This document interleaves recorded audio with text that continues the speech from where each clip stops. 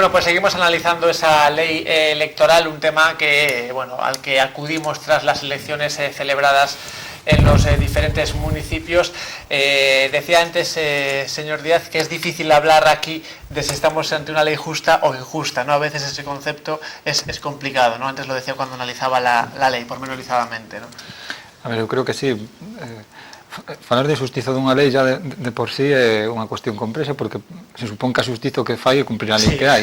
En todo caso, evidentemente pode haber leis que son manifestamente inxustas.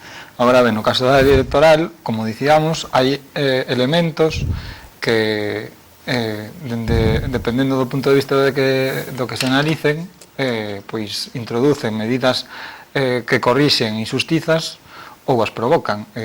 Falábamos antes do tema da representación territorial e da circunscripción, pois dende diferentes visións ideolóxicas pode pensarse que esa representación, ese plus de representación que se lle concede a determinados territorios ou espazos é unha cuestión inxusta, ou podemos pensar que é unha cuestión non só xusta, senón moi necesaria precisamente para fomentar a cohesión.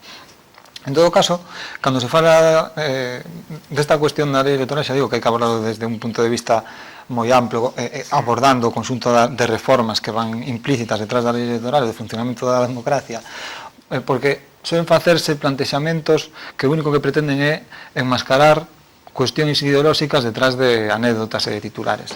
E quedámonos co titular da lista máis votada, ou en este caso das listas abertas, etc., cando detrás dese titular o que se esconde son posturas e visións ideolóxicas de como teñen que funcionar unha sociedade.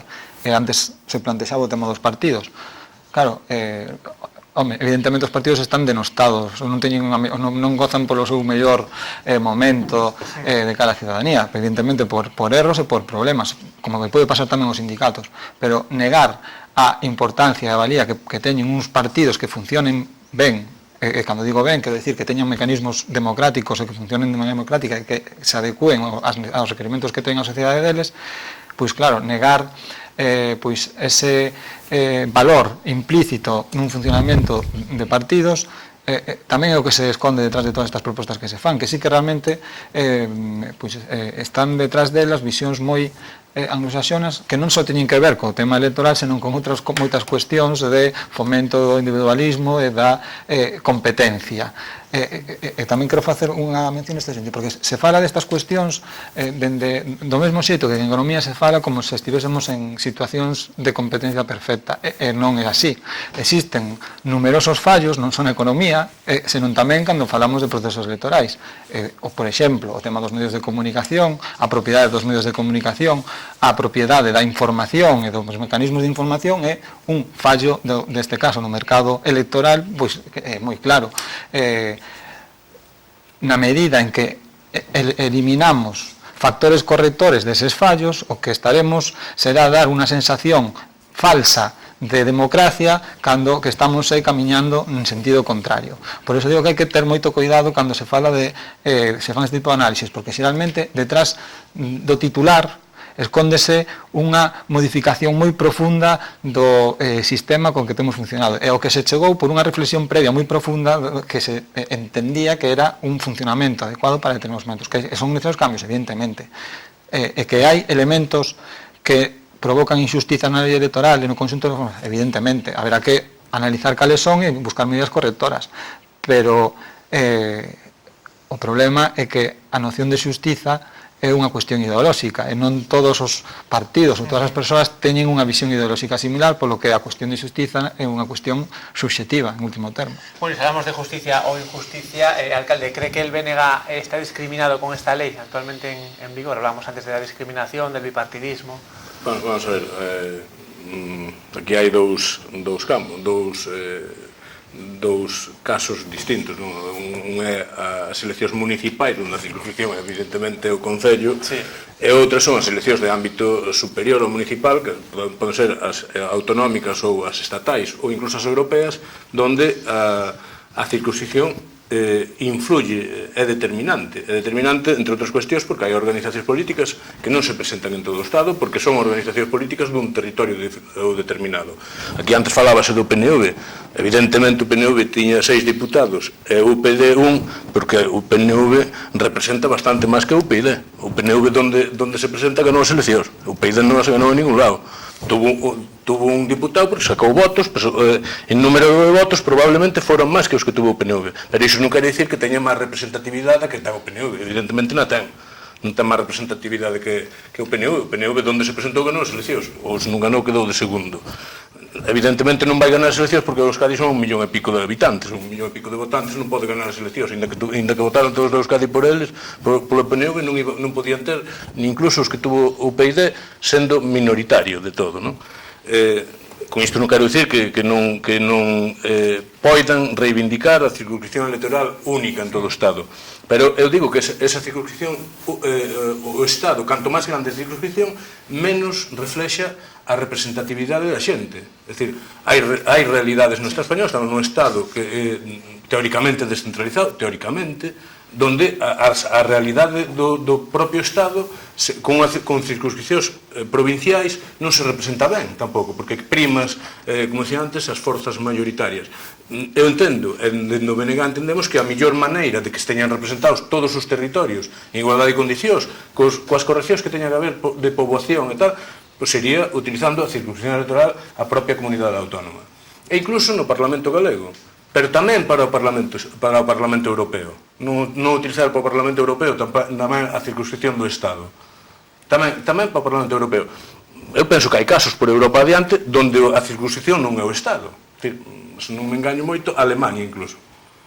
Por lo tanto,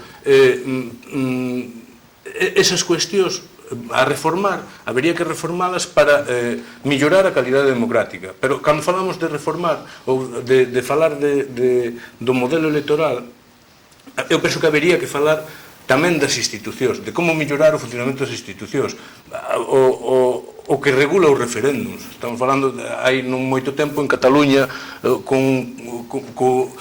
que se armou por un referéndum. É dicir, por que tanto medo ao referéndum? En Suiza fan referéndums para casi para todas as cousas. É dicir, por que non se permite ou por que non se regula o do referéndum? Incluso a nivel municipal para cuestións importantes. É dicir, cando axudicas un servizo público, cando das unha concesión dun servizo público, por que non? Porque ten que ser o Estado o que ten a potestade de autorizar ou non un referéndum. Porque ten que ser o Estado o que lle autoriza a unha comunidade autónoma, a un Parlamento autonómico, a potestade de facer un referéndum.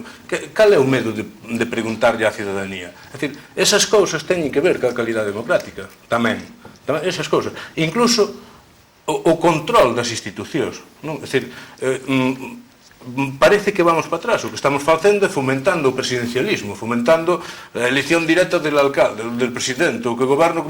É dicir, iso é fomentar o presidencialismo, quitar incluso o protagonismo a órganos colexiados, como poden ser os plenos, como poden ser os parlamentos, que son realmente para ser a voz da xente nesas institucións, e que realmente representen a xente nas institucións, non? E que teñan un control os gobernos. É dicir, en vez de falar... como decía antes Bruno, a golpe de titulares, non? É dicir, pasaron as eleccións e o que perdeu as eleccións, pois non lle gustan os resultados e critica o modelo. Bueno, entre outras cousas foi casi, non serían os que o puxeron, non? Por tanto... Bueno, hablaba antes de alcalde del referéndum, creo que la señora Rodríguez quiere hablar algo de ese tema, pero además le voy a poner sobre la mesa, ¿no? Porque Ciudadanos estaba en contra. Porque además de dejar hablar sobre ese asunto, lógicamente le voy a preguntar por si Ciudadanos, que aunque en este caso es diferente porque es un partido relativamente joven, pues se ve discriminado o favorecido por la ley electoral actual, ¿no? Bueno, además de que me imagino que quiere hablar de ese concepto de referéndum. Sí, vamos a ver, bueno, Ciudadanos como partido político, que con una representación que hasta las encuestas, porque estamos hablando de nivel local, a las nacionales, por ejemplo, son encuestas nada más. Evidentemente, con la ley actual, pues podría sentirse perjudicado en el sentido de que desde un 3, o sea, cualquier partido que tenga desde un 3 a un 15%, sí efectivamente puede tener con la ley ciertas distorsiones que otros partidos pues no tienen, ¿no? Que tienen más límite de participación en las urnas. Esto según las encuestas, porque de momento no existe otra cosa más, ¿no? Aquí en cuanto a nivel general. En cuanto a justicia o injusticia, es un tema muy difuso y realmente no es ni justo ni injusto. Nos hemos dado una ley que es la Constitución Española del 78, donde se regulaba todas estas cuestiones a nivel general. Se concretó con una ley orgánica en el año 85, que se ha ido modificando en el 2011 en general, y ahora quizá pues con una reflexión y una madurez de los partidos y demás, es conveniente pues hablar de muchos criterios y efectivamente poner en la mesa pues las circunscripciones, poner en la mesa el tema de las poblaciones más extensas o de los distritos más amplios o menos, poner muchas cosas en la mesa y arreglarlas. Y en cuanto, efectivamente, al tema del referéndum, yo tengo que decir que hablamos de una consulta ilegal. Claro, quiero decir, nos hemos dado una serie de normas y nos las hemos dado todos. Entonces, en el momento que podamos modificarlas, efectivamente, y modificándolas, pues a lo mejor pues ese referéndum es posible y demás. Pero en principio, y tal como está la normativa, la regulación actual del Estado, ese referéndum era ilegal, no era una consulta legal. Entonces, en ese sentido, la democracia empieza pues, por respetar las propias leyes que nos hemos impuesto. Impuesto nosotros mismos votándonoslas. A partir de ahí, que se exige una reforma y hay posibilidad, efectivamente, pues, de tratar este tema u otros y hacerlo a nivel que las autonomías, comunidades autónomas, es igual, o municipios, puedan hacer diferentes consultas o referéndums de ciertos temas que hasta ahora no pueden serlo. Bueno, pues hasta ahí, hablando. Pero en principio la de Cataluña, yo sigo, bueno, no, yo creo que era ilegal, no lo que quería precisar nada más. Bueno, yo no sé si el representante del Partido Socialista quiere hacer alguna referencia a este concepto de referéndum, pero además le voy a poner ya otro tema sobre la mesa, ¿no? Que es el siguiente en cuestión. Esa situación que se ha dado, por ejemplo, en Ferrol, yo daba algunos ejemplos, Ferrol, FENE también, ¿no? Esos pactos entre partidos que no han ganado las elecciones frente a gobiernos de partidos ganadores, pero gobernando en minoría, ¿no? Bueno, algún partido en concreto, uno que no está aquí, aunque hemos invitado, que claro, el Partido Popular, pues está, digamos, en los últimos días reclamando, ¿no? La legitimidad de que gobierne la lista más votada, señor Díaz. Bueno, dixendo máis o tema do referendo, que xa digo, unha cuestión que realmente máis alá do debate de se unha cuestión legal ou non, e se non o é unha cuestión que debía ser legal, e a cuestión será pois facelo legal inmediatamente e non facer bloqueo e facer causa política de determinadas cuestións porque hai intereses partidistas de aproveitar determinados enfrontamentos para sacar réditos en determinados nichos de voto. Pero bueno, dixendo máis o tema do referendo, o tema, unha cuestión que xa já dicía antes que nos quedamos nas anécdotas, nos titulares, que son cuestións ridículas. O sea, a ver, o partido gañador das eleccións o día da xornada electoral solen ser casi todos, que todos salen dicindo que gañaron. O Partido Popular foi o que tivo máis votos, pero para gañar as eleccións, supoño que o objetivo do Partido Popular sería gobernar onde se presenta. De acordo coa normativa existente, para gobernar ali onde se presenta, o que necesita é ter a maioría dos representantes de onde se representa. Polo tanto, se non consigue esa maioría, nin ten capacidade para chegar a acordos con outras forzas políticas para poder ter esa maioría, o que non pasa é que gaña as eleccións, as perde. Entón, é unha cuestión tan obvia que vamos a repetila nos medios, parece que é unha cuestión que cala, pero é que é unha cuestión fundamental. As normas, xa digo, podemos estudiar se hai que cambiarlas ou non, e podemos estudiar se cambian, con que obxectivo se cambian. Evidentemente, se o obxectivo de cambialas é que goberne a forza máis votada, aínda que a súa representatividade sexa mínima, porque pode suceder, porque pongámonos en plantexamentos no que existen pois, moitas forzas políticas, a día de hoxe pois, é unha realidade bastante cotidiana, que xorden novos partidos, novas formas de organizarse. En ese escenario resulta que quen ten un voto máis que todas as demais é a que tenga a legitimidade para gobernar. Eso é unha cuestión ridícula. Por outra cuestión que xa decía antes, as normas existentes son as que condicionan o comportamento estratégico das forzas que concurren. Se a normativa electoral fose diferente e para gobernar chegase con ser a forza que tivese máis votos, pois seguramente os pactos que se producen a posteriori co tempo se producirían a priori. E por que é mellor unha cousa que a outra? Pois eu tampouco entendo. Aquí a xente se presenta con determinados postulados, propostas, proxectos, dependendo do tipo de elección. E despois, se é capaz de chegar a acordos programáticos con outras forzas para intentar transformar ou mellorar unha determinada realidade, pois non vexo o problema. O problema cal é que hai unha forza política que por eivas do seu funcionamento, da súa visión da democracia, é incapaz, e nin sequera se plantexa, ter un funcionamento cotiá que promova o chegar a acordos e dialogar con outras forzas políticas. Entón, cando non ten a maioría absoluta, é incapaz de gobernar. Pero eso é un problema, unha tara que ten unha forza política determinada. E o que non pode pretender é que esa tara condicione o funcionamento do conxunto das institucións. Xa digo, eu creo que independentemente de que no caso de Ferrol son parte interesada, pero independentemente de onde suceda, hai outros sitios onde pode ter sucedido en cuestión diferente. O obxectivo das eleccións é obter uns representantes nunha determinada institución. E esa institución existen unhas normas que a maioría dos representantes é a que condiciona o resultado electoral. Todo outro plantexamento é un plantexamento falaz, interesado, e que máis alá de promover modificacións positivas o que pretende é enganar a xente. Bueno, ¿y cómo ve el alcalde de San Sadurniño esta situación que se ha dado en muchos concellos, ¿no? Muchos concellos, sobre todo en la comarca, han hecho pactos y han, bueno, pues propiciado que el partido más votado no gobierne.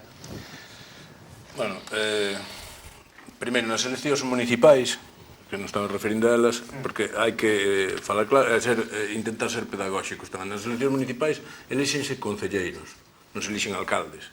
Ninguén vota por un alcalde. As persoas votan para elixir concelleiros, que son os representantes da poboación. E os concelleiros son os que elixen despois o alcalde e o goberno. Por lo tanto, non hai ningún goberno que non teña a maioría no pleno. Para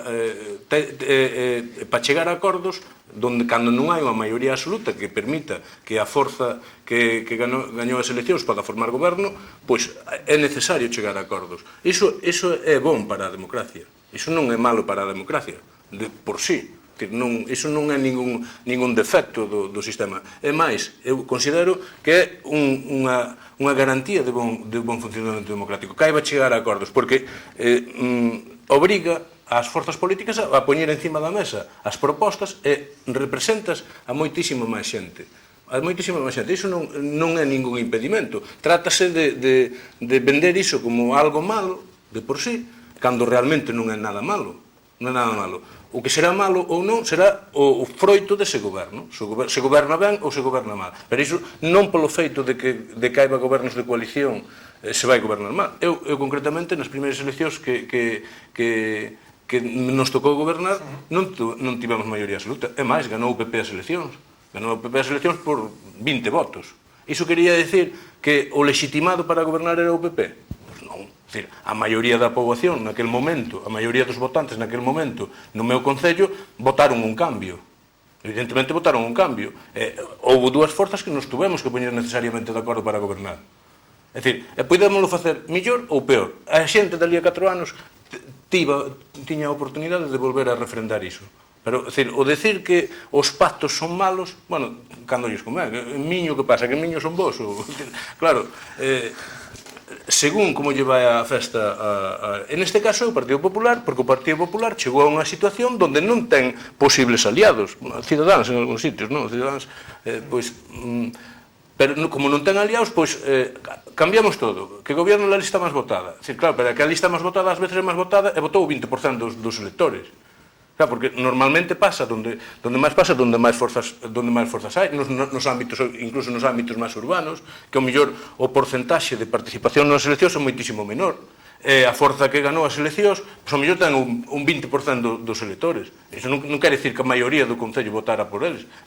É necesario chegar a acordos e é bon, é sano chegar a acordos. Iso non é que seña malo por sí. Por lo tanto, eu non vexo por que tanto problema.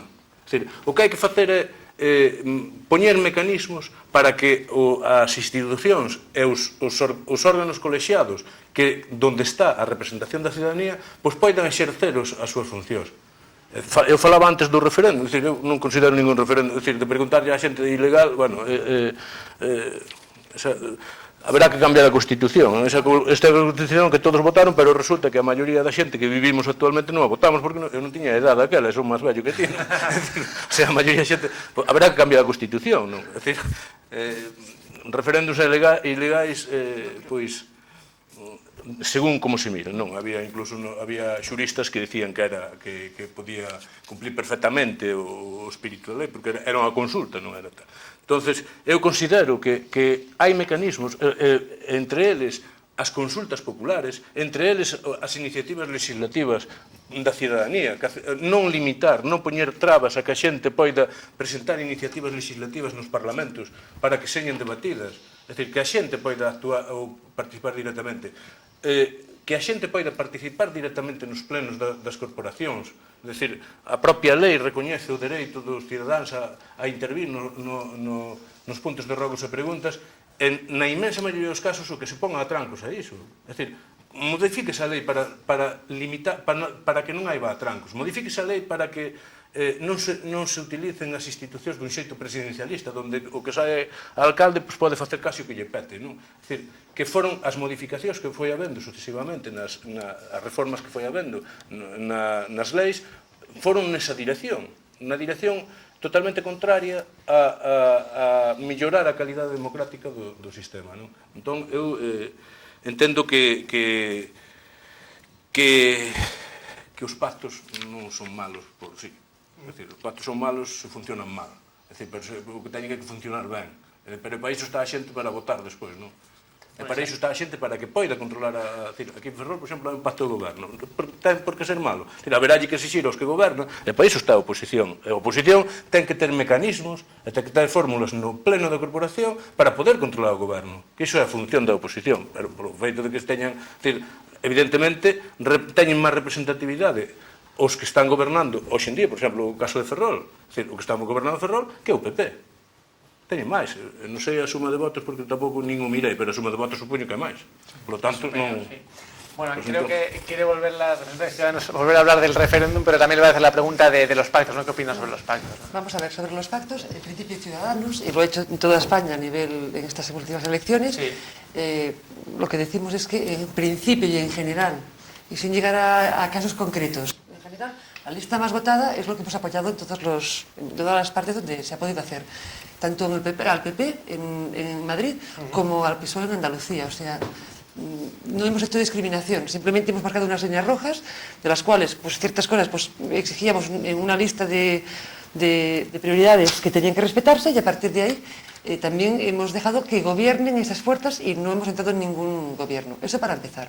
Entonces, ¿qué es mejor o peor? Hombre, yo, a nivel general, es lo que hemos estado hablando, y yo creo que la voluntad general de las personas que van a votar, la lista más votada es la que quizás en un principio debe gobernar. Que no quita que después, y como tenemos unas reglas que son las que son, y están así, y las hemos hecho para respetarlas, pues efectivamente, al final se puede llegar a un tripartito, por ejemplo, aquí en Ferrol, y bueno, que es un bipartito, porque realmente no. Sí, claro, bueno, con el apoyo del BNG en un momento concreto, puntualmente, sí. en el momento de la elección del alcalde, ¿no?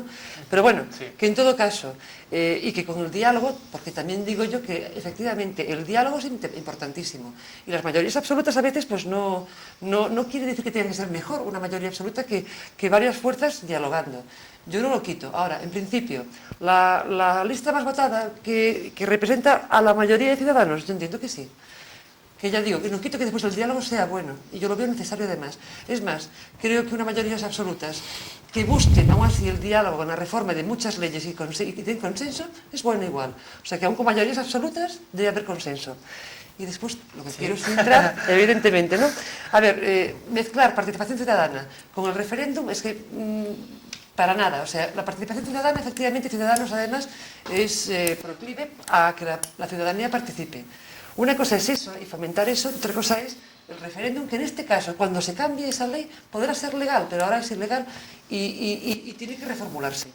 Y otra cosa más, en cuanto a Constitución, en general también, o sea, aquí porque hablaste de la Constitución, bueno, la Constitución española, efectivamente, a lo mejor, bueno, teníamos poca edad cuando no pudimos participar en ella. Sí. Digo yo que en Estados Unidos tampoco tenían la edad porque llevan 200 años con ella. No quiere decir que no haya que modificarla. Quiere decir que si vamos pensando que hay que modificarla, como se dice ahora hoy en día, por cualquier cosa, modificamos, porque como yo no nací, pues entonces mi hija, dentro de que tiene 9 años, dentro de cuando pueda votar, volveremos a cambiarla, y así su nieta, y así demás. Yo creo que la Constitución es un marco de referencia que hai que cambiar cosas, eso es evidente, ¿no? Vale, pero cambiarla porque no habíamos participado en ella, bueno, pues ahí no estoy de acuerdo, ¿no?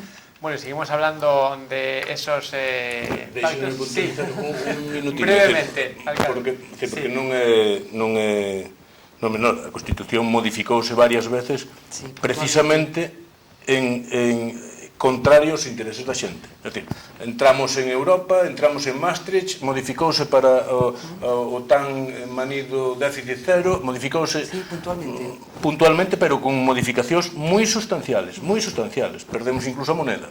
É dicir, cando noutros países se fixeron referéndums para preguntar, a da participación e o referéndum, claro que vai moi ligado.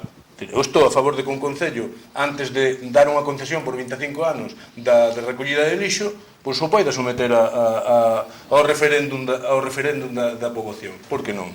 Sí, non.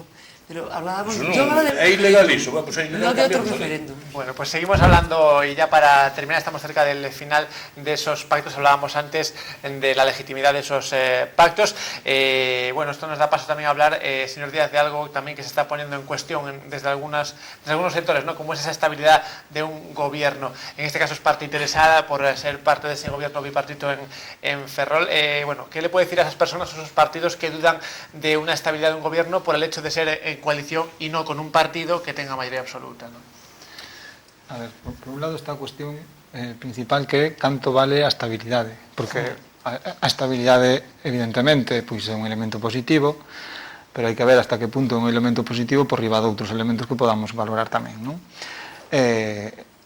Por outra parte, hai exemplos abondo de gobernos con suposta estabilidade que teñen sido moi inestables.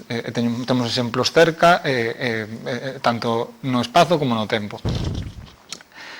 Evidentemente, cando hai un acordo de varias forzas políticas, pois existe un sobreesforzo para, pois como se plantexaba, para chegar a acordos, para consensuar determinados, non só cuestións concretas, proxectos concretos, propostas, senón tamén no que ten que ver co funcionamiento da institución ou pois no día a día. Evidentemente exixe un sobreesforzo, pero exixe un sobreesforzo que non ten por que ter un resultado pior que no caso dunha estabilidade, porque en todas as situacións o que se producen son desviacións sobre a situación ideal.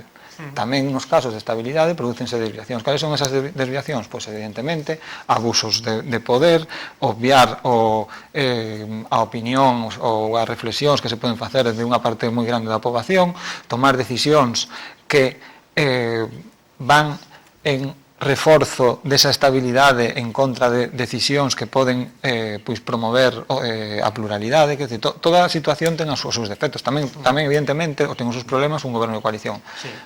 Pode ser un goberno de coalición, eu vou facer todo o posible, non que se for por casi xa, tan estable como un goberno de maioría absoluta.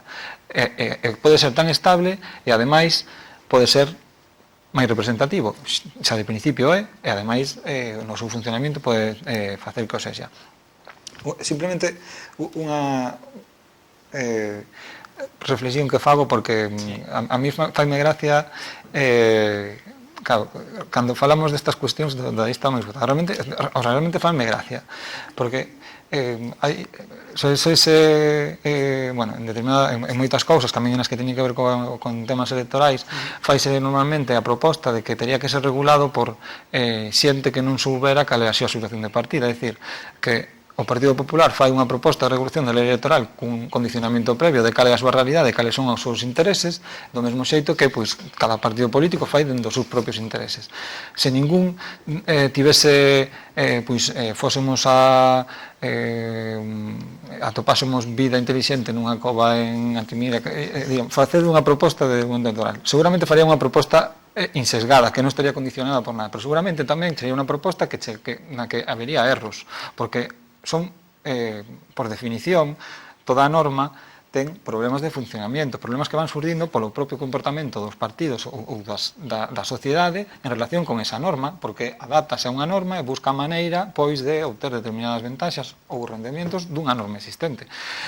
Pero, insisto, estamos ante un planteamento falaz de raíz, e que na medida do tempo, e veremos, estou seguro, que en pouco tempo os mesmos que hoxe fan desa proposta unha cuestión elemental da democracia, veremos como viran o seu posicionamento hacia as bondades que ten o pacto, o consenso e a confrontación de ideas con determinadas forzas, estou seguro. Y antes el alcalde de Estados Unidos decía que no dudaba de esa estabilidad por el simple hecho de que fuese un pacto de partidos, el gobierno, ¿no? De cualquier concello. Non, é dicir, exemplos hai claros, é dicir, o goberno da Xunta, o goberno do señor Feijóo ten maioría absoluta e toma unhas decisións bastante máis perxudiciais para a cidadanía que calquera goberno municipal de coalición que poida haber na comarca ou no país, bastante máis, é dicir, iso non é unha cuestión mala de por sí, como decía antes, non? É dicir, o feito de teñen que gobernar os que dean conseguido a maioría dos concelleiros. A maioría dos concelleiros que é o que elixe a xente nas eleccións.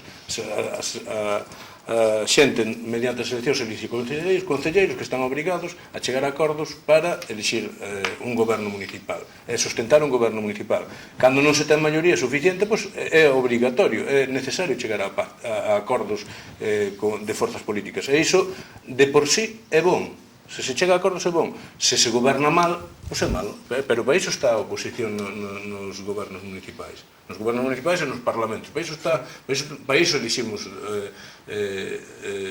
os cidadáns aos representantes, non? É unha representación indirecta, non? Por lo tanto, iso non é malo de por sí.